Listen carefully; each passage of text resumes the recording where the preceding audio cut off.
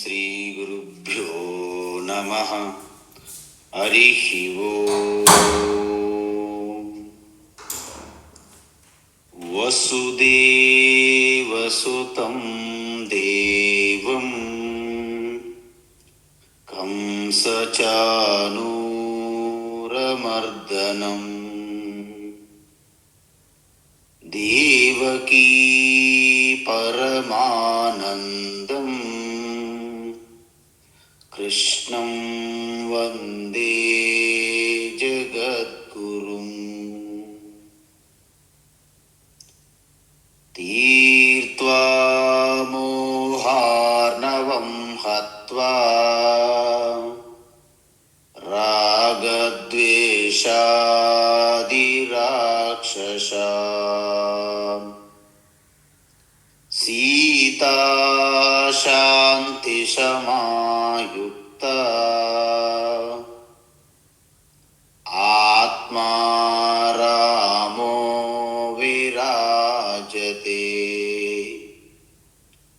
ఆత్మా రామో విరాజతే. ఆత్మస్వరూప బంధుగణ, భగవద్గీత జ్ఞానయజ్ఞములో భాగంగా 6వ అధ్యాయం చూస్తున్నాము. ముఖ్యంగా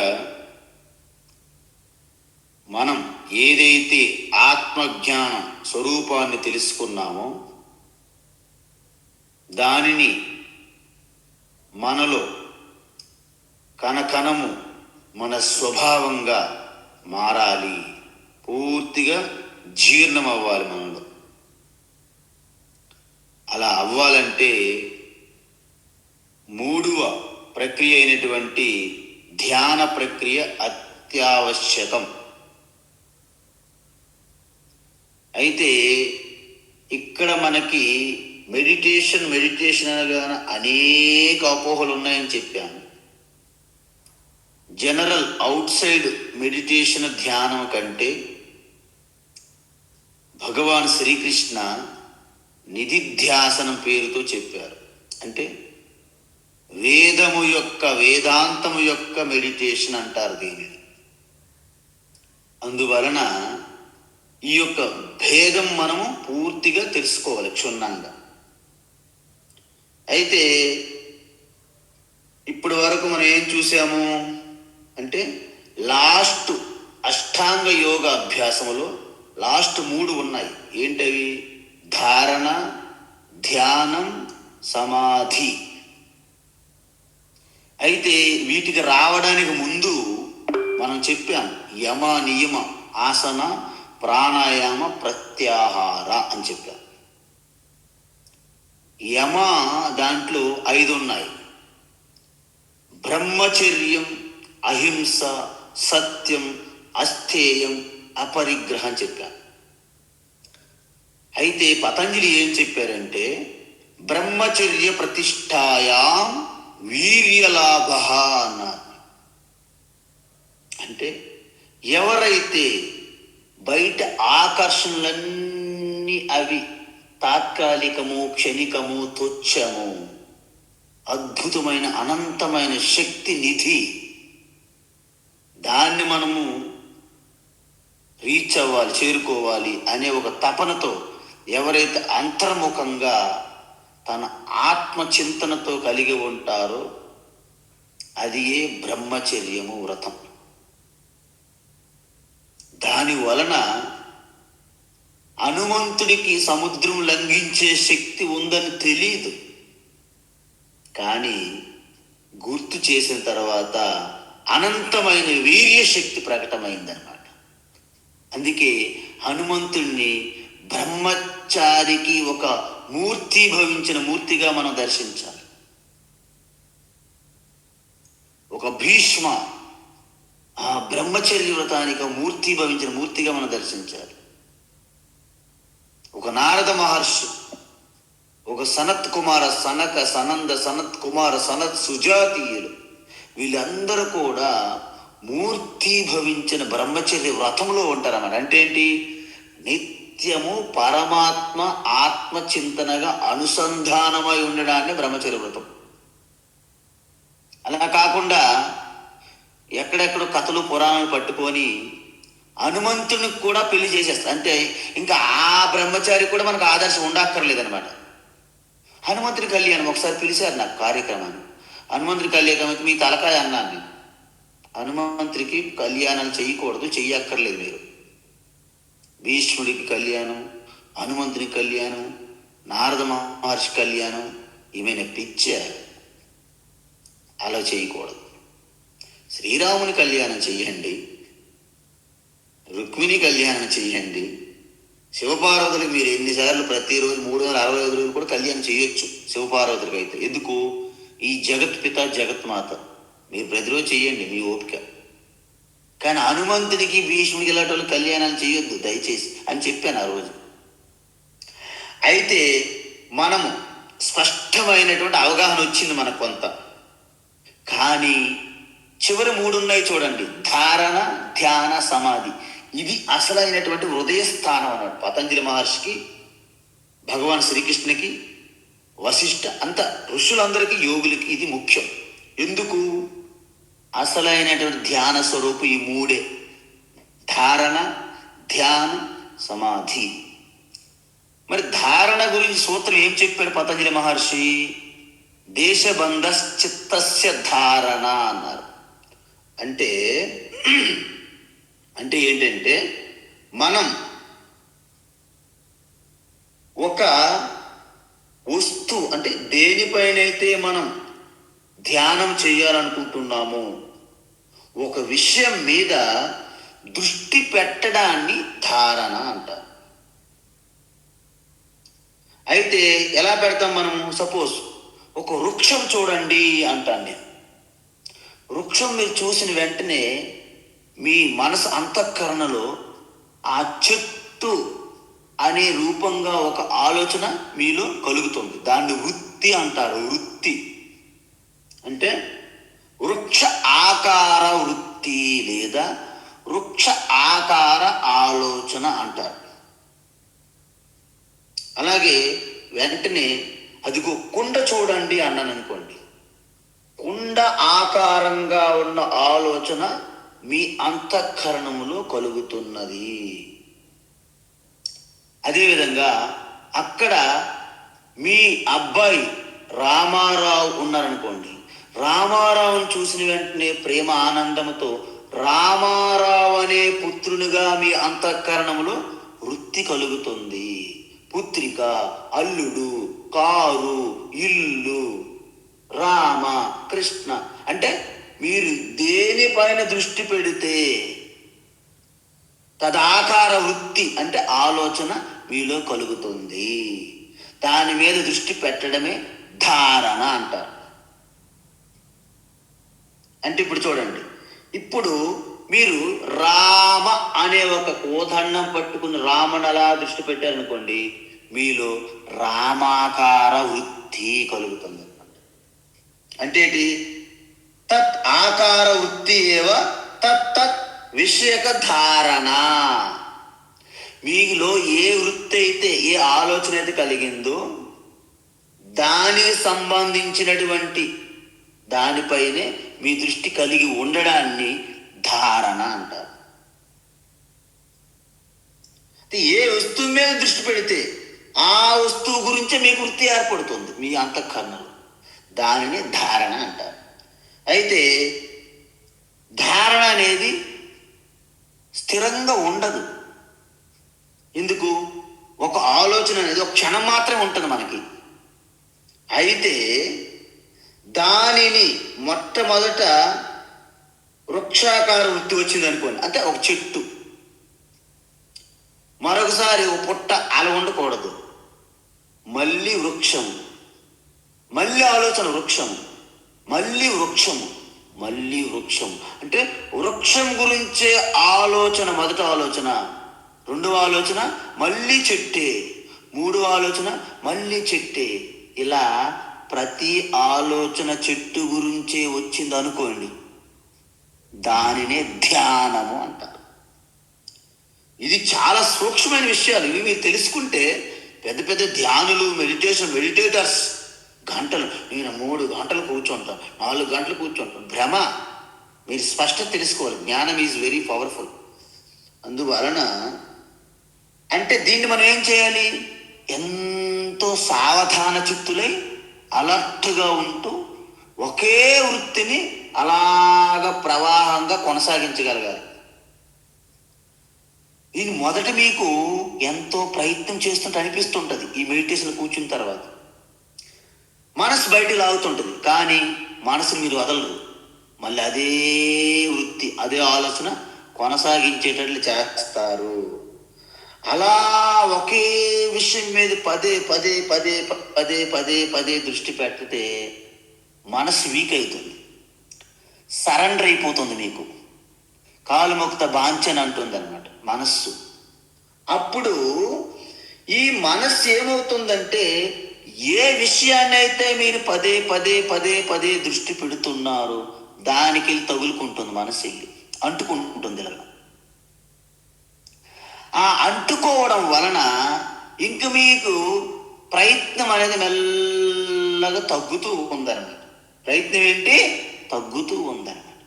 సో ప్రయత్నపూర్వకంగా మనసు వెళ్ళి అంటుకుంటే దానిని సవికల్ప సమాధిగా మారుతుంది. అంటే సవికల్ప సమాధి అన్న ధ్యానం యొక్క ఉత్కృష్ట స్థితి అన్న ఒక్కటే. మీకు నిన్న చెప్పాను నేను, మనం అఖండ హరే రామ రామ రామ హరే హరే ఆ కీర్తన 24 గంటలు 48 గంటలు చేస్తూ ఉన్నాం అనుకోండి. ఇంటికి వచ్చిన తర్వాత మీకు ఆ కీర్తన చేయాలనేది ఆలోచన లేకపోయినా మీ అంతఃకరణంలో రీలు తిరుగుతుందనమాట. హరే రామ రామ రామ హరి హరి హరే కృష్ణ కృష్ణ కృష్ణ హరి హరే అని తిరుగుతుంది లోపల. అంటే ఏంటి? మీరు బయట కీర్తన చేయడం మానేసినప్పటికీ మీ సుప్తంగా ఉన్న చేతనంలో అది అలాగ స్థిరపడిపోయింది ఆ మనస్సులో. సుప్త చేతన మనస్సు అంటారు. అది బయటికి వ్యక్తం అవ్వదు. అందువలన ఆ సుసుప్తులు, అందుకే మన గాఢ నిద్రలో చూసేవాడు చూడబడేది రెండుగా ఉండవు, అన్ని కలిసిపోయి అత్యంత సూక్ష్మమైన ఆలోచననే సూక్ష్మ వృత్తి అంటారు గాఢ నిద్రలో. అదేవిధంగా ఈ హరే రామ అనేది కూడా మీ అంతఃకరణలో, సుసుప్తిగా ఉన్నటువంటి అంతఃకరణలో స్థిరమైపోయి సూక్ష్మ వృత్తిగా వెనక రీలు తిరుగుతుందండి వెనక. అయితే ఆ సూక్ష్మ వృత్తి అనేది మీ గాఢ నిద్రలో కూడా ఉంది అంటున్నారు భగవాన్ శ్రీకృష్ణ. ఎందుకు? గాఢ నిద్రలో రెండు ఉండవు, చూసేది చూడబడేది ఉండవు, అంత ఒకటిగానే ఉంటుంది. కానీ దాని గర్భములో, అంతర్భాగములో సూక్ష్మమైనటువంటి ఈ ఆలోచనతో ఉన్నటువంటి వృత్తి ఉంటుంది. హౌడియును మీకు ఎలా తెలుసు స్వామీజీ, మీకు ఎలా తెలుసు కృష్ణ అని మనం అడిగామనుకోండి, ఆయన ఒకటే చెప్తాడు సమాధానం. ఎందుకు ఉన్నాదంటున్నానంటే, మీరు గాఢ నిద్ర నుండి బయటకు వచ్చిన తర్వాత నేను బాగా నిద్రపోయాను అని మీరు అంటున్నారు. అంటే గాఢ నిద్ర నుండి మీరు బాగా నిద్రపోయాను అని ఎలా తెలుసుకోగలిగారు లేచిన తర్వాత? అంటే అక్కడ ఒక సూక్ష్మమైన వృత్తి అలాగ ఉన్నదన్నమాట. కానీ రెండుగా భేదం అనేది మనకి తెలియడం లేదు. ఎందుకు? అది వ్యక్తమై లేదు, ప్రకటమై లేదు, అవ్యక్త స్థితిలో ఉందన్నమాట గాఢ నిద్ర. దానినే లయము లేదా సమాధి అంటారు. అయితే మనకు ఋషులు ఒక ఉదాహరణ చెప్పారు. ఎలాగా? ఒక గ్లాసు చెంబుడు నీళ్లు తీసుకొని దాంట్లో ఉప్పు వేయండి. ఉప్పు మొత్తం కరిగిపోయింది అనుకుందాం. మీరు నేత్రములతో చూస్తే ఉప్పు కనిపిస్తుందా? కనిపించదు. అయితే దాని ప్రకారంగా ఉప్పు లేనట్ట. అదే నేనే ఉప్పు వేసాను కదా. అంటే ఆ ఉప్పుని చూడడానికి నేత్రములకు కనిపించదు, కానీ ఒక్క ఒక్క ఆ నీరు చుక్కిలుగా మనం నాలుగు మీద పెడితే అబ్బా ఉప్పు అంటారు. చూసారా? అంటే ఉప్పు మనకు కనిపించకపోయినా ఉప్పు ఎలా ఉందని తెలుసుకున్నామో, నిర్వికల్ప సమాధిలో కూడా సూక్ష్మ వృత్తిలో అవ్యక్త రూపములో ఆలోచనలు ఉన్నప్పటికీ అవి వ్యక్తము కావు. ఇది మీకు తెలియాలి. నిర్వికల్ప సమాధిలో కూడా అవ్యక్త రూపమైన ఆలోచనలు ఉంటాయి. కానీ ఇంతకీ ఏ ఆలోచన అయి ఉండాలి? కేవలము నా ఆత్మయే పరమాత్మకు సంబంధించిన ఆలోచనలు సూక్ష్మ వృత్తిలో ఉండాలి. అది మనం కోరుకున్నటువంటి అల్టిమేట్ నిర్వికల్ప సమాధి. దీని ఇప్పుడు తెలుసుకున్న తర్వాత ఇప్పుడు ఈ 18వ శ్లోకం దాని గురించి చెప్తున్నారనమాట. అమ్మ ఒక్కసారి చెప్పండి. యదా వినియతం చిత్తం, యదా వినియతం చిత్తం ఆత్మన్యేవావతిష్ఠతే, ఆత్మన్యేవావతిష్ఠతే నిస్పృహः సర్వకామేభ్యః, నిస్పృహः సర్వకామేభ్యః యుక్త ఇత్యుచ్యతే తదా, ఇత్యుచ్యతే తదా, యుక్త ఇత్యుచ్యతే తదా. ఉత్తమం. ఓకే, అయితే ఇప్పుడు అసలైనటువంటి ధ్యాన స్వరూపంలో మనం ప్రవేశించాం. ఇంకా ఇంతకుముందు క్లాస్ రూమ్లో రావడానికే మన ప్రయత్నాలు. ఇప్పుడు మనము కూర్చున్నాము, క్లాస్ రూమ్లో మనకి ఒక సీటు కూడా దొరికింది అనమాట. అయితే ఇప్పుడు ఏమంటున్నారంటే వినియతం చిత్తం. వినియతం చిత్తం అంటే మనస్సుని బాహ్య వస్తువులు, విషయాలు, మనుషులు, అనేకమైన వ్యవహారం నుండి వెనక్కి లాగాలి. మనస్సుని వెనక్కి లాగాలి. అయితే కొంతమందికి డౌట్ వస్తుంది, అంటే మనసు ఎక్కడికి పోయిందా? వెనక్కి లాగాలా? మనసు ఎక్కడ పోయింది అంటే ఆత్మ సర్వత్రా వ్యాపించి ఉన్నది. కానీ ఆత్మ అనాత్మగా ఉన్నటువంటి నామరూపాలుగా ఏవైతే ప్రకటమై ఉన్నాయో వాటి చింతన చేస్తున్న మనస్సుని వెనక్కి లాగాలి అని అర్థం. మీరు ఆఫీస్కి వెళ్తారనుకోండి, ఆఫీస్కి వెళ్ళి ఆలోచన మాత్రం మీరు వెనక్కి తీసుకో అంటారు మన వాళ్ళు. అంటే ఏంటి? ఆఫీస్కి నేను వెళ్ళాలి, కాలేజీకి నేను వెళ్ళాలి, షాపుకి వెళ్ళాలి అన్నారనుకోండి, ఆ ఆలోచనని వెనక్కి తీసుకో అంటే ఆఫీస్ అనే వెళ్ళాలనే మనస్సు అక్కడ నుండి వెనక్కి మళ్ళించాలి అని అర్థం. అంటే ఏంటి? నేను ఆఫీస్కి వెళ్ళాలి అంటే ఆఫీసు ఆకార వృత్తి మీ మనసులో ఉందన్నమాట. ఆత్మ వృత్తి లేదు, ఈశ్వర వృత్తి లేదు. ఏ వృత్తి ఉంది? ఆఫీసు వృత్తి. నేను మా ఆడపడుచుకు చూడడానికి వెళ్ళాలి అంటే ఆడపడుచు వృత్తి మీ మనస్సులో ఉంది. ఇప్పుడు మరి ఆడపడుచు వృత్తి ఉన్నంత వరకు మీ ఆత్మ వృత్తి మరి స్థానం లేదు అక్కడ. ఎందుకంటే రానివ్వదు అక్కడ, వెంటనే డోర్లు లాక్ చేస్తే. ఏది? ఆడపడుచు వృత్తి. మా అల్లుడు వస్తున్నాడు, నేను ఇక్కడే ఉండాలి, అల్లుడు వృత్తి ఉందన్నమాట మీ మనస్సులో. అల్లుడు వృత్తి ఉన్నంత వరకు మీ ఆత్మ చింతన కలిగి అందులో ఏర్పడదు. అంటే అందుకే ధ్యానం చేసేటప్పుడు మీరు అన్ని వెకేట్ చేయండి. మానసికంగా మీరు పూర్తి స్థాయి సన్యాసి స్థితిలో కూర్చోవాలని అందుకే అంటారు. ఎందుకు? అనాత్మ అంటే ఒకటి కాదు. అంటే నా ఆత్మ కాకుండా వేరుగా ఉన్నది ఎన్ని రకాలుగా ఉంటుంది? స్థూలంగా మనం విభజించమనుకోండి, ఈ ప్రపంచమంతా, ఈ ప్రపంచంలో ఏంటి? ఈ ప్రపంచము వస్తువులు, కార్లు, బంగ్లాలు, ఇండ్లు, పుత్రులు, మిత్రులు, బంధువులు, మొత్తం సర్వము ప్రపంచమే, బాహ్య ప్రపంచం. తర్వాత రెండోది ఏంటి? ఈ శరీరము. నా శరీరము, హైటు, వెయిట్, ఓహో చాలా బాగుంది, కలరు అన్నీ చూసుకుంటున్నా శరీరం. మూడోది ఏంటి? మనస్సు.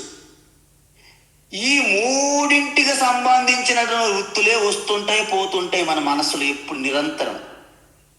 మరి ఇక్కడ మన ధ్యానం చేసే వాళ్ళు ఏం చేయాలి? ఈ మూడింటికి సంబంధించినటువంటి అంటే ఈ బాహ్య ప్రపంచము జగత్తుకు సంబంధించినటువంటి ఆలోచన మనసులో నుండి తీసేయాలి.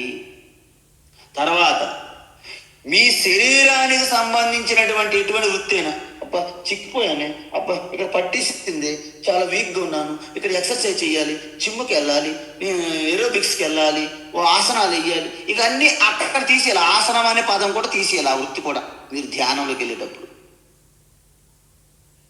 ఆహారం బాగుండాలి, నిద్ర బాగుండాలి, ఇలాంటి పెట్టుకోకూడదు. అది బయట చెప్పాం మనం. మీరు ఆల్రెడీ ఎంటర్ అయిపోయారు. పద్మవ్యూహంలోకి వెళ్ళిపోయిన తర్వాత అబ్బే పద్మవ్యూహం భేదించి నేను వెనక్కి వెళ్ళలేను, ఇంకా అప్పుడు ఆలోచించకూడదు, ముందు చూసుకోవాలి ఆ పని. అందువలన శరీరం గురించి మనస్సు గురించి పూర్తిగా ఆలోచనల్ని మీరు బయట నెట్టేసి మనస్సుని పూర్తిగా ఖాళీ చేయిస్తారన్నమాట, తుడిచేశారన్నమాట. అయితే మనకి కొన్ని రకాలైనటువంటి ప్రాబ్లమ్స్ ఉన్నాయి. ఏంటవి? ఒకటి అహంకారము, రెండు మమకారము. అహంకారం అంటే ఏంటి? అంటే అమ్మో నేనేమైపోతాను, నేనేమైనా ఇదైనప్పుడు మా పిల్లలు ఎక్కడో అమెరికాలో కెనడాలో ఉన్నారు, వాళ్ళు వస్తారో లేదు, నేనేమైపోతాను, నేను బయటికి వెళ్తాను, తిరిగి రాగలనా క్షేమంగా, రోడ్డు క్రాస్ చేస్తున్నాను, మరి ఏమైనా వెహికల్స్ వస్తే, ఈ రకరకాల నేనే అంటే నేను నేను నేను చుట్టూ తిరుగుతుందనమాట ఈ యొక్క భయం అంతా. దాన్ని అహంకారముతో కూడి ఉన్న బెంగ, కలతలు అంటారు. ఇంకొకటి ఏంటి? మా పిల్లలు వీడేవికి పనికిరాడు, వీడు ఎలా పైకి వస్తాడు, వీడిని ఎలా నేను పైకి తీసుకురావాలి. ఈ పైకి తీసుకురావడాలు చాలా మంది అంటుంటారు మన దగ్గరికి వచ్చి, అమ్మా మీరు 5వ ఫ్లోర్లు ఉంటే పైకి రావాలంటే లిఫ్ట్ లేని ఎక్కాలి, మెట్లు ఎక్కి రావాలి పైకి ఆయన, అంతే తప్ప నువ్వు జీవితంలో పైకి ఇలా ఎత్తి పెట్టలే వాళ్ళని. అందువలన ఈ అనాత్మ మీద మమకారం పోగొట్టుకునే శక్తి మనం పెంపొందించుకోవాలి. ఎలా? మనం ఆల్రెడీ 3వ అధ్యాయము 4, 2, 3, 4 నుండి చెప్తూనే ఉన్నాం, మళ్ళీ చెప్తాం, మీకేం కంగారు అక్కర్లేదు. అందువలన సర్వకామేభ్య నిస్పృహ అన్నారన్నమాట. అంటే ఈ మొత్తం ఒకవేళ మీ బిడ్డ మీద మీకు ఎటువంటి ఆ మమకారం ఎక్కువైంది అనుకోండి, అంటే పుత్రుని యొక్క ఆ యొక్క ఆలోచన వృత్తి మీ మనసులో కూర్చుంది. మీరు బద్రీనాథ్ వెళ్ళినా, మానసరోవరం, కైలాస్ వెళ్ళినా ఆ పుత్రుని యొక్క వృత్తి వదలదు మీకు. పాపం అక్కడ స్వామీజీ ఏమో ధ్యానం చేద్దాం కాసేపు అంటే, మీ పుత్రుడే ఆయన ఎక్కడో బేగంపేట బజార్లో ఉంటారు, మీరేమో మానసరోవరం, కైలాసలో ఉంటారు, కానీ వృత్తి మాత్రం మీ అంతఃకరణ పుత్రుని వృత్తి ఉన్నది. లేకపోతే మనవడు చంద్రనాథ్, రవికాంత్, ఎవరో వాళ్ళ యొక్క వృత్తి అలాగా ఉంటుందన్నమాట. అందువలన దాన్ని పూర్తిగా బయటికి నెట్టితే తప్ప మీరు ధ్యానంలో సిద్ధపడలేరు. అందువలన ఈ మమకారాన్ని పోగొట్టడం ఎలా అనేది ఇంతకుముందు చెప్పాము, మీకు ఆల్రెడీ ఈ విషయాలు తెలుసు, మళ్ళీ కావాలంటే చెప్తూనే ఉంటాం, కానీ అక్కడే చెప్పుకుని ఉండిపోతే ముందుకు వెళ్ళలేమని ఆపుతున్నాను కాసేపు. అయితే ఎప్పుడైతే మనస్సు ఖాళీ అయిందో అప్పుడు ఏం చేయాలి? ఆత్మని ఏవ అవతిష్టతే, అంటే ఈ బయట ప్రపంచము, శరీరము, మనస్సు నుండి విడిపోయి ఆ వృత్తుల నుంచి పూర్తి ఖాళీ అయిన మనస్సుని ఆత్మయందు నిలపాలి. ఎలా? సపోజు మనకు చేతిలో ఒక ఏదో ఆల్రెడీ ఐటెం పట్టుకుని ఉన్నాం, ఇంకో ఫ్రెండ్ వచ్చాడు, మేడం అమ్మగారు పోస్ట్ వచ్చింది మీకు ఈ బుక్ అంటారు. ఆ బుక్ ఇలా పట్టుకునేటప్పుడు ఈ బుక్ జారిపోతుంది. అప్పుడు ఏం చేస్తారు మీరు? ఆ బుక్ తీసుకెళ్ళి కాస్త అల్మార్లోనో టేబుల్ మీద కుర్చీ మీద పెడతారా లేదా?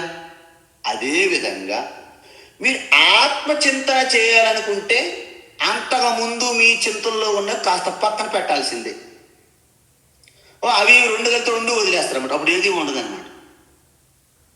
అందువలన ఈ విధంగా మీ మనస్సు ఖాళీ చెయ్యనిదే మీరు ఆత్మచింతన చెయ్యలేరు అంటున్నారు.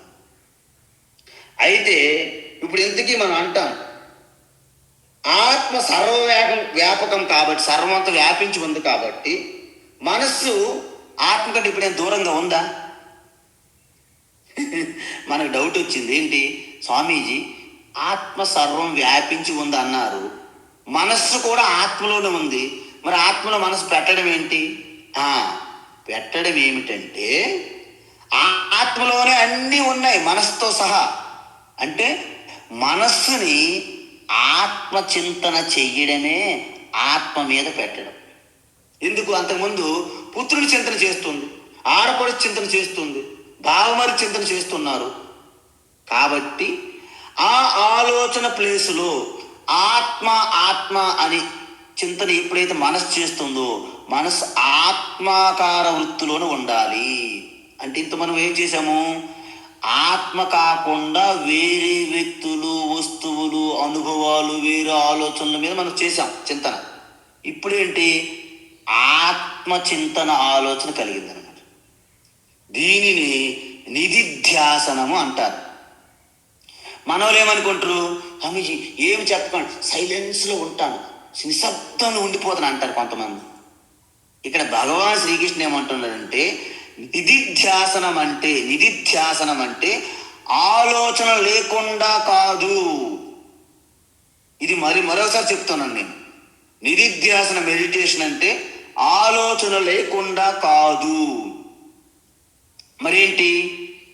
మీ ఆత్మస్వరూప చింతన కలిగి ఉండడమే.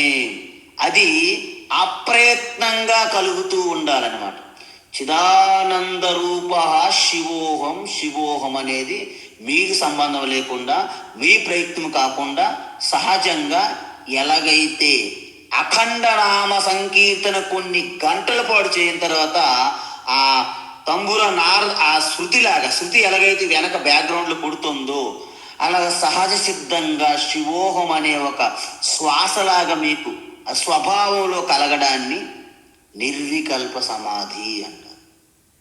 ఇక్కడే మనకి యోగ శాస్త్రం మెడిటేషన్కి మనకి ఇక్కడ తేడా మీకు కనిపిస్తుంది, అక్కడ కనిపించలేదు. ఏంటి? యోగ శాస్త్రం ఏమంటారంటే మనసును పూర్తిగా శూన్యం చేసేయాలి, ఇంకా ఆలోచన ఉండకూడదు పూర్తిగా. అంటే ఏంటి? వాళ్ళు పూర్తిగా భూగర్భంలోకి వెళ్ళినా ఎక్కడికి వెళ్ళినా మనసు పూర్తి బంద్, డెడ్ మనసు. అందువలన మళ్ళీ ఆ స్థితి నుంచి బయటకు వచ్చిన తర్వాత అన్ని వాళ్ళ మీద వాలిపోతాయి. రామకృష్ణుల వారు మంచి ఉదాహరణ చెప్పారు. గంగా నదిలో స్నానం చేస్తే పాపములు పోతాయి కదా, మరి మళ్ళీ వచ్చిన తర్వాత మళ్ళీ పాపాలే ఉన్నారు, పాపాత్ములుగానే పాపాలు చేస్తున్నారంటే ఆయన ఏమన్నారంటే ఒక బర్రె మొత్తము డస్ట్ బురద అంతా ఒంటి మీద ఉండడం వల్ల దోమలు ఈగలు ఇబ్బంది పెడుతుంది. ఒక్కసారి బర్రె వెళ్ళి ఆ నదిలో ఆ తటాకములు ఇలా మునగడానికి వెళ్ళేసరికి ఆ ఈగలు దోమలు ఆ ఒంటి మీద ఉన్న చెట్టు మీద వాళ్ళే. ఓకే ఫైన్, చాలా బాగుంది అన్నయ్య. ఎప్పుడైతే బర్రె నీటిలో నుంచి బయటకు వచ్చిన వెంటనే మళ్ళీ అన్ని వెళ్ళి బర్రె మీద వాలిపోయినాయి. ఆ విధంగా కాసేపు ఉపశమనం కలుగుతుంది. అయితే మీకు ఒక మాట చెప్పాలి. స్వామీజీ పూర్తిగా మనసును శూన్యం చేస్తే నాకు ఎంతో ప్రశాంతత కలిగింది. నిజం, ప్రశాంతత కలుగుతుంది. కానీ మనస్సుకి ప్రశాంతత విశ్రాంత కలుగుతుంది నిజమే, కానీ అది మన ముఖ్యమైన ప్రయోజనం కాదు. మన ముఖ్యమైన ప్రయోజనం ఏంటంటే శాశ్వతమైనటువంటి పరమశాంతి శివస్వరూపం మీ హృదయస్థం నుండి అనుభూతి కలగాలి. అది మోక్షం కావాలి.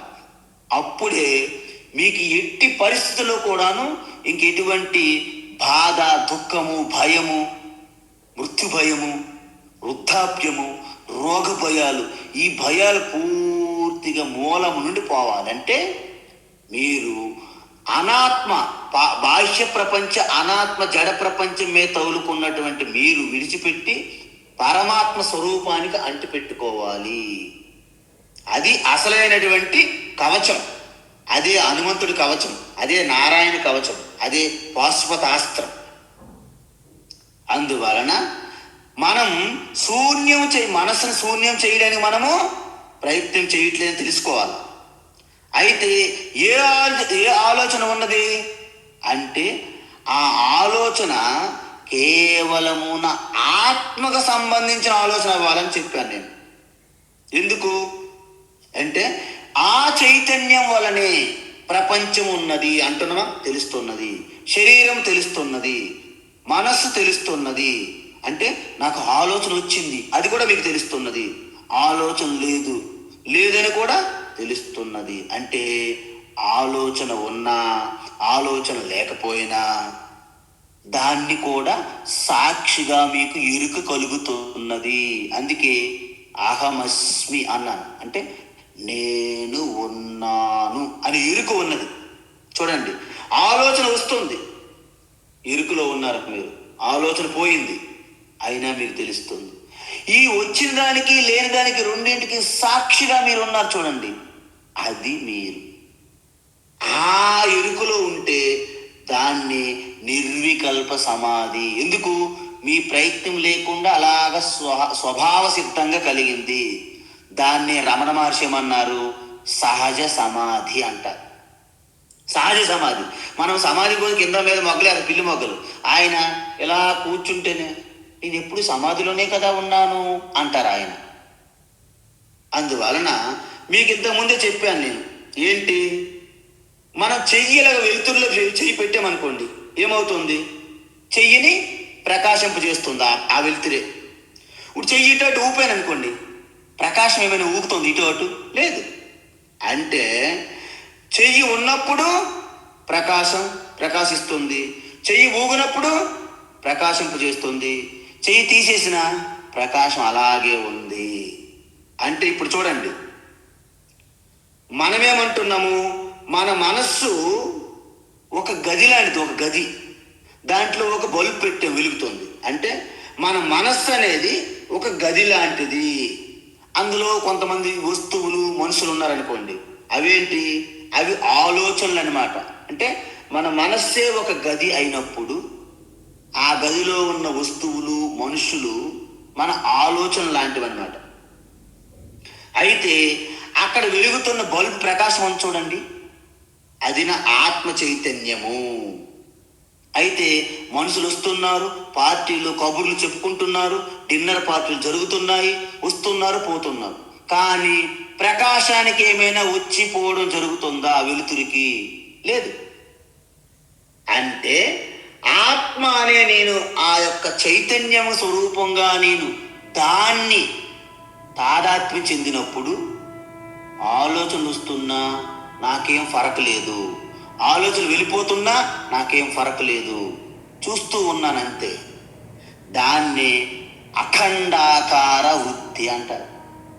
దీన్ని పట్టుకుంటే మీరు ఇక మొత్తము మీ లక్ష్యాన్ని మీరు చేరుకున్నట్టు అనమాట. అంటే చిదానంద రూప శివోహం శివోహం అనే ఒక్క ఆలోచన తప్ప మీ అంతఃకరణలో రెండో ఆలోచనకి పోవలేదు, స్థానం లేదు. Get out from here. నీకు ఇక్కడ స్థానం లేదంటాం మనము. అంటే అర్థం ఏంటి? ఆయన ఇక్కడ రాకూడదని అర్థం. అంటే ఇక్కడ కేవలము మీ ఆత్మ చైతన్య స్వరూప సాక్షి రూపంగా ఉన్న చింతన తప్ప వేరే చింతన రాకుండా ఉండడాన్నే మీరు నిర్వికల్ప సమాధి ఆత్మస్థితి అన్నమాట. అహం నిర్వికల్పో నిరాకార రూప విభుర్వ్యాప్య సర్వత్ర సర్వేంద్రియాణాం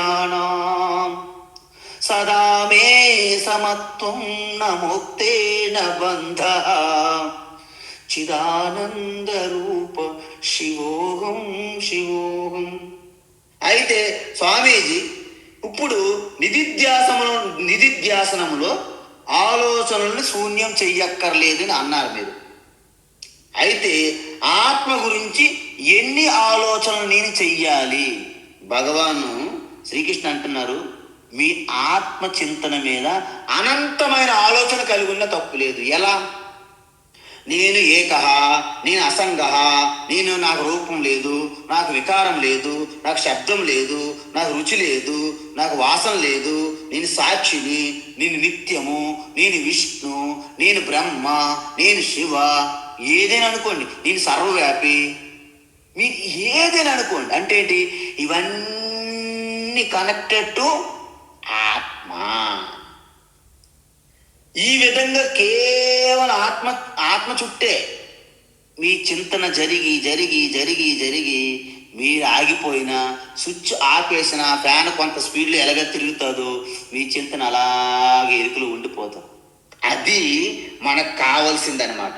దాన్నే ఆత్మధ్యానం అంటారు. ఏమంటారు? ఆత్మధ్యానం. అప్పుడేమవుతుంది? ఆత్మన్యేవావతిష్టతే. మనసు పూర్తిగా ఆత్మకు సంబంధించిన ఆలోచనతో నిండిపోయింది మనసు.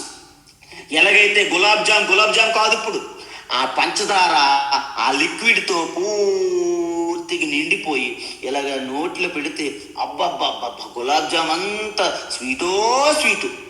ఆ విధంగా అప్పుడు మనస్సు, మరి మనసు కాదు, మనసు అంతా కూడా ఆత్మస్వరూపంతో వెలిగిపోతుంది మనసు. అందుకే ఋషి ఏమన్నాడంటే, మన ఏవ మనుష్యానాం కారణం బంధ మోక్షయో. మీ మనస్సేనండి మీకు కారణం. దేనికి? మీ బంధానికి మనసే కారణం. మీకు మోక్షం అవడానికి కూడా మీ మనస్సే కారణము. బంధాయ విషయాసక్తం ముక్తం నిర్విషయం స్మృత అన్నారు ఉపనిషత్తు. ఏమంటుంది? మీ బంధానికి కారణం ఏంటి? విషయాలకి, అంటే ఆత్మస్వరూపానికి వేరేగా ఉన్నటువంటి విషయాలను తగులుకుంటే బంధము. ఆ విషయాల నుండి వదిలించుకుని ఆత్మని అంటిపట్టుకుంటే మోక్షము అన్నారు ఋషి. ఈ విధంగా ఆత్మన్యేవ అవతిష్టతే. మరి ఆ స్థితిని ఏమంటారు స్వామీజీ? భగవాన్ శ్రీకృష్ణ ఒక పేరు ఇచ్చారు దానికి. ఏంటి? యుక్త ఇది ఉచ్యతే. చూసారా మన శ్లోకము?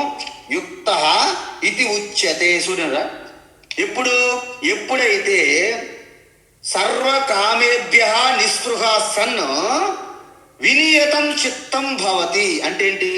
అన్ని కామలు చిల్లర కోరికలు అంటారు వీటికి, చిల్లర కోరికలు.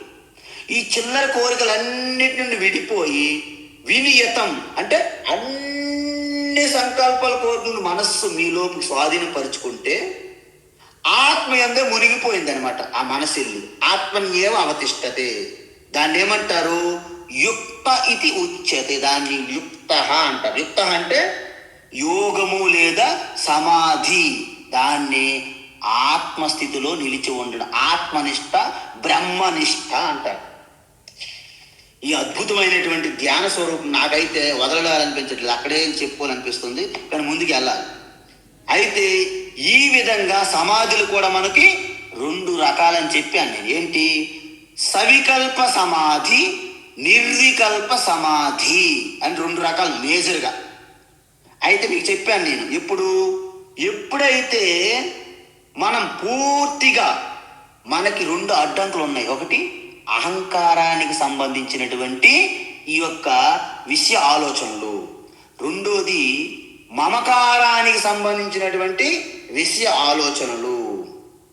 అయితే మనం ఇక్కడ ఒకటి గమనించాలి సుమా, పూర్తిగా మీరు ఈ స్థితికి రావాలంటే పకడ్బందీగా శ్రవణం చేసి ఉండాలి. అంటే ఏంటి? స్పష్టత తెలుసుకోవాలి. నేను విషయాలని ప్రపంచాన్ని ఎందుకు త్యజించాలి అంటే అందులో ఏమీ లేదు, చెరుకు రసం అనేది ఆత్మ కాబట్టి అదంతా పిప్పు కాబట్టి పిప్పుని త్యజించాల్సిందే అని స్పష్టత మీకు ఎప్పుడు తెలుస్తుంది? ఆత్మబోధ అంటే బ్రహ్మ విద్య శ్రవణం చేశారు కాబట్టి. శ్రవణం చేసిన నేను నమ్మలేకపోతున్నాను, నాకు డౌట్స్ ఉన్నాయి, ఆ డౌట్స్ కూడా మీరు నివృత్తి చేసుకోవాలి. కాబట్టి అలా చేసుకుంటే అప్పుడు మీకు పూర్తి స్థాయి ఒక స్పష్టత వస్తుంది. అంటే నిశ్చయం కలుగుతుంది. నిశ్చయం కలిగినప్పటికీ మీ పాత ఆలోచనలు, పాత వాసనలు పైకి వస్తాయి. ఒక్కొక్కసారి మీ జ్ఞానం అంతా బ్యాక్గ్రౌండ్కి వెళ్ళిపోయి మీ దుఃఖంలో కూలిపోతారు. ఒక్కొక్కసారి మళ్ళీ దాన్ని పదే స్మరణము జ్ఞాపకం చేసుకోవడానికి ఈ మెడిటేషన్ అవసరం వచ్చింది. అందుకే మీరు శుద్ధమైన బుద్ధులు కాబట్టి, మీరు శుద్ధమైన పవిత్ర హృదయులు కాబట్టి, మీకు ఎంత పవిత్రత ఉంటే అంత తొందరగా మీకు మెడిటేషన్ అంత తక్కువ అవసరం. ఎంత పవిత్రత తక్కువ ఉంటుందో వారికి అంత మెడిటేషన్ ఎక్కువగా అవసరం పడుతుంది. అది తేడా. మీరు అందరిని ఒకలాగా ఎప్పుడు కంపేర్ చేయకూడదు అన్నమాట దీంట్లో. ఈ విధంగా ఎప్పుడైతే ఈ యొక్క నిర్వికల్ప సమాధి అన్నామో ఆ సమాధి ఎలా ఉంటుంది అంటే భగవాన్ శ్రీకృష్ణ ఏమంటున్నారంటే, ఒక దీపం వెలిగించేటప్పుడు ఏ విధంగా అయితే సవికల్పము నిర్వికల్పం అనే భేదం మనకు కల్పిస్తాయో దాన్ని ఉదాహరణగా చెప్పారు మన యొక్క ధ్యాన స్థితికి. ఏంటది? ఇప్పుడు మనం చూస్తున్నాం. యథా దీపో నివాతస్థః యథా దీపో నివాతస్థః యథా దీపో నివాతస్థః నేంగతే సోపమా స్మృతా నేంగతే సోపమా స్మృతా నేంగతే సోపమా స్మృతా యోగినో యత చిత్తస్య యోగినో యత చిత్తస్య యోగినో యత చిత్తస్య యుంజతో యోగమాత్మనః యుంజతో యోగమాత్మనః యుంజతో యోగమాత్మనః యథా దీపో నివాతస్థః నేంగతే సోపమా స్మృతా యథా దీపో నివాతస్థః నేంగతే సోపమా స్మృతా యథా దీపో నివాతస్థః నేంగతే సోపమా స్మృతా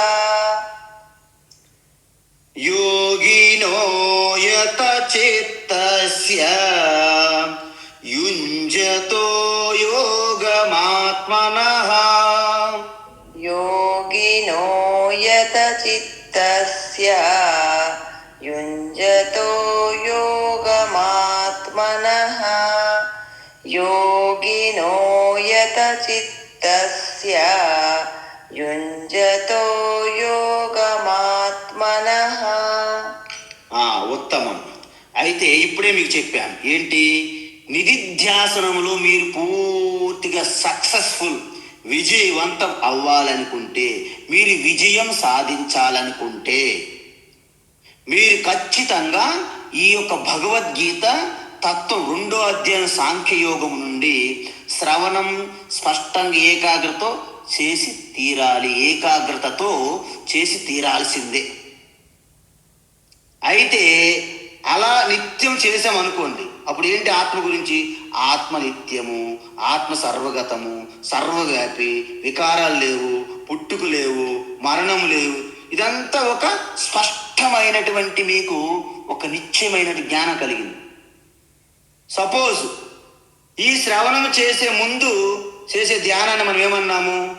ఉపాసన ధ్యానం అన్నాం. అంటే ఒక ఈశ్వరుని తీసుకుంటారు, ఒక రామ, ఒక కృష్ణ, ఒక హనుమాన్, ఒక శివ, ఒక దేవి, ఏదైనా తీసుకోవచ్చు, ఒక సాలగ్రామం, ఒక శివలింగం, ఏది తీసుకున్నా పర్లేదు. సృష్టిలో అన్ని కూడా ఏదైనా సరే దానికి యోగ్యమే ఉపాసన ధ్యానం కోసం. ఒకవేళ శ్రవణం చేశాను స్వామీజీ, కానీ ఇప్పటికీ కూడా నాకు ఏదో ఎందుకో అర్థం కావట్లేదు, నమ్మకం కుదరట్లేదు అనిపించింది అనుకోండి, అయితే మీరు గావరపడి నిధిధ్యానంలో కూర్చోవద్దు. మళ్ళీ శ్రవణం చెయ్యాలి, మళ్ళీ గురువుని పట్టుకోండి, మళ్ళీ శాస్త్రానికి చూడండి, తొంగి చూడండి, మళ్ళీ వినండి. ఎప్పుడైతే మీకు పూర్తిగా స్పష్టత వచ్చిందో అప్పుడు నిధిధ్యాసనంలో మీరు ఎంత టైం వెచ్చిస్తే అంత మంచిదట. సో ఈ విధంగా మనము ఇలా ఉండడాన్ని ఉదాహరణ ఏం చెప్తున్నారు భగవాను? ఒక దీపాన్ని వెలిగించామనుకోండి, ఒక దీపం వెలిగించాము, చిన్న మోస్తరుగా చిరుగాలి ఏమైనా రెపరెపలు ఆడుతుంది అనుకోండి, చిన్న చిరుగాలి, చిన్న గాలి, పెద్దది కాదు, వీస్తే ఆ జ్యోతి ఎలా వెలుగుతుంది? అటు ఇటు అటు ఇటు కదులుతుందో లేదా, రెపరెపరలాడుతుందో లేదా అంటే గాలి ఎటువైపు వీస్తుందో ఆ జ్యోతి కూడా అటువైపే వంగిపోతుంది. కానీ ధ్యానములో కూడా మన మనసు దీపం లాంటిదే. ఎందుకు? ఏ ఆలోచన వస్తే ఆ ఆలోచన వైపు వెళ్ళిపోతాము. మనం కూర్చున్న తర్వాత ఆత్మ రామ, ఆత్మ పక్కకి వెళ్ళిపోయింది, రామ గుర్తొచ్చింది. అవును, రామారావు కిందటి నెల మన దగ్గర 10,000 రూపాయలు అప్పు తీసుకొని ఇవ్వలేదే. ఓహో, అవును, రామారావు వాళ్ళ అమ్మాయికి ఈ మధ్య మ్యారేజ్ అయిందట కదా. అవును, అయింది. అబ్బాయి ఆస్ట్రేలియా ఉన్నాడట కదా, ఆస్ట్రేలియా. ఓహో, వ్యాపారంగా బాగా చేస్తుంది. ఆయనకి చాలా వ్యాపారాలు లండన్లో కూడా ఉన్నాయా.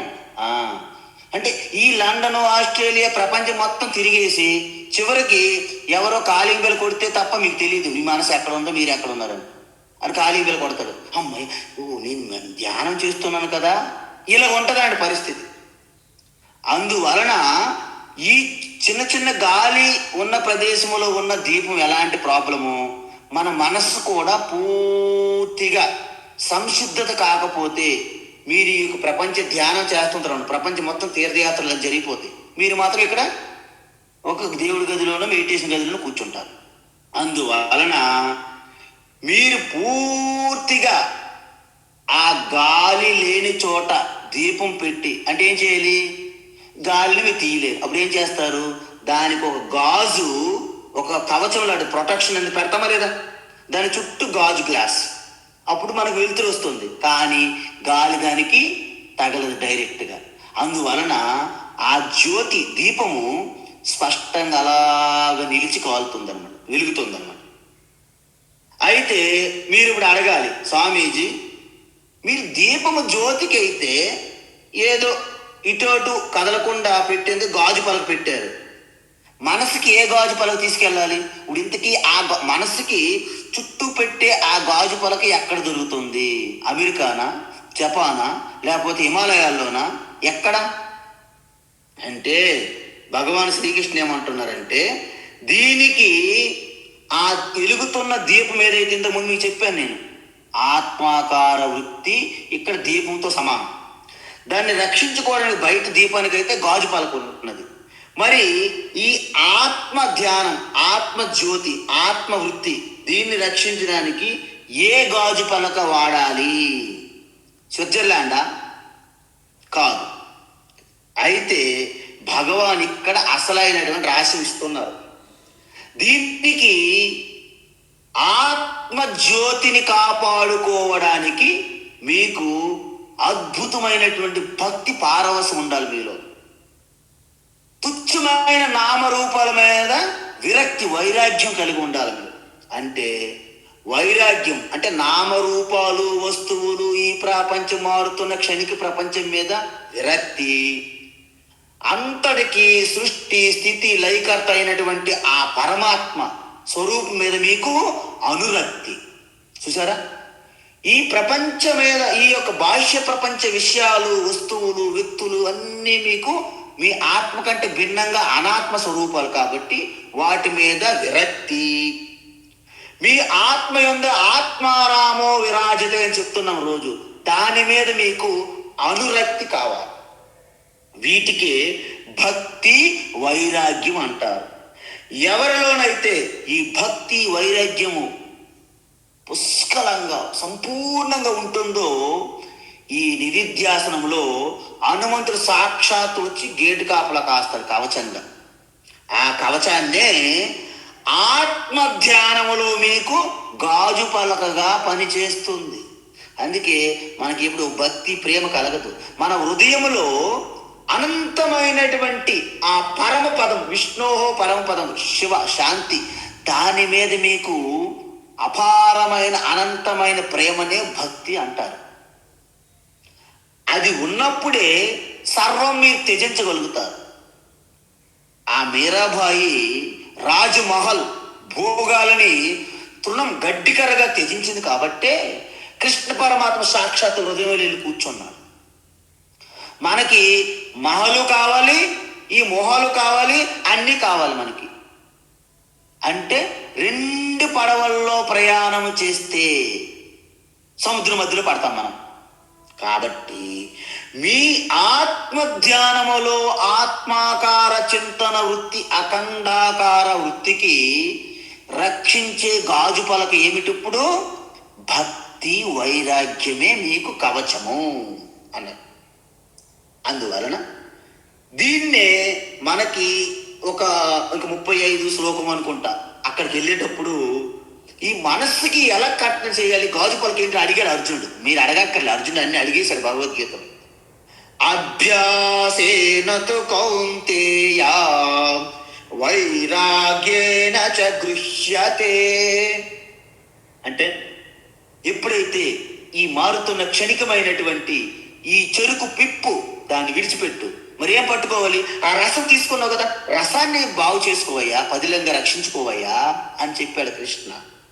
అందుకే అర్జునుడు దుర్యోధనుడు వెళ్ళేటప్పుడు అక్కడ నారాయణ సేన యాదవ సేన అనే పిప్పులు తీసుకున్నారు. ఎవరు? దుర్యోధనుడు. అర్జునుడు ఏం తీసుకున్నాడు? ఆ రసము, చెరుకు రసం అనే కృష్ణ పరమాత్మని ఎంచుకున్నాడు. ఇది వివేకం అంటే. అందువలన ఈ విధంగా మనలో ఉన్న చింతలు దేని గురించి ఉంటాయి? మీకు ఈ ధ్యానం చేయకుండా అడ్డుకుని ఏం శత్రువులు? భవిష్యత్తు గురించి బెంగ, భవిష్యత్తు గురించి భయము, భవిష్యత్తు గురించి కలత, భవిష్యత్తు గురించి బాధ.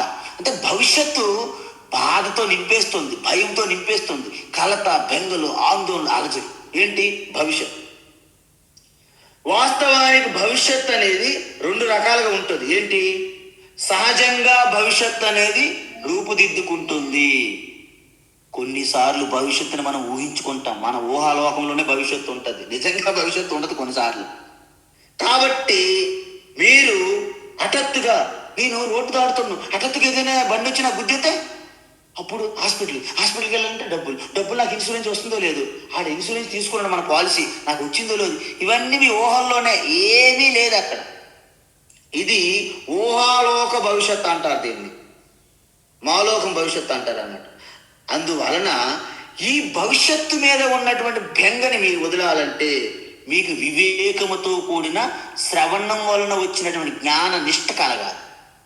అప్పుడు మీకు ఈ అహంకారం, అంటే నేనేమైపోతాను, నేను ఇక్కడ ఏమైపోతాను, నా బిడ్డలు అమెరికాలో కెనడాలో ఉన్నారు, నేను పోయిన టైంకి వస్తారో రారు, ఇదొక బెంగ. అంటే పూర్తిగా నీ చుట్టూ అనేక బెంగలతో నింపుకున్నావు అన్నమాట. దీన్ని అహంకార పరంగా ఉన్నటువంటి బెంగలు, బెడదులు అంటారు. అయితే నా మనవడికి సీటు రాలేదు, మా అమ్మాయికి పెళ్లి కావట్లేదు, మా అబ్బాయికి జాబ్ పోయింది, మా బిజినెస్ లాస్లు ఉన్నాయి, వాళ్ళు పైకి ఎలా వస్తారు, వాళ్ళు నేను పైకి ఎలా తీసుకురావాలి? నువ్వు పైకి తీసుకురావాల్సింది ఏమి ఉండదు, నీ ప్రయత్నం చేశారంతే. అంటే ఇదేంటి? మన వాళ్ళు, నా వాళ్ళు, నాది, దీనికి సంబంధించినటువంటి బెంగలు. నా బైక్ ఏమవుతుందో, నా కారు ఏమవుతుందో, ఇల్లు ఆల్రెడీ రిపేర్ అయిపోయింది, అక్కడేమో ఇంతకుముందు ఇంత రేట్ ఇచ్చి కొన్నాము, ఇప్పుడు రేట్లు పడిపోయినాయి, రియల్ ఎస్టేట్ కుప్పకూలిపోయింది. ఇవన్నీ చూడండి, మీకు అనవసరమైనటువంటి ఈ మమకారానికి సంబంధించిన బెంగలు. ఈ 2 బెంగలను ఎప్పుడైతే మీరు వదిలించుకుంటారో అప్పుడు మీ యొక్క ఆత్మ ధ్యానములో ఒక సాక్షాత్ హనుమంతుడు మీకు కవచంగా నిలబడతాడు. ఈ విధంగా భక్తి వైరాగ్యం అనేవి ఒక పక్షికి 2 రెక్కల్లాగా మీకు సమానంగా గమ్యాన్ని చేరుస్తాయి. హరి ఓం తత్సత్. సర్వం శ్రీకృష్ణార్పణమస్తు.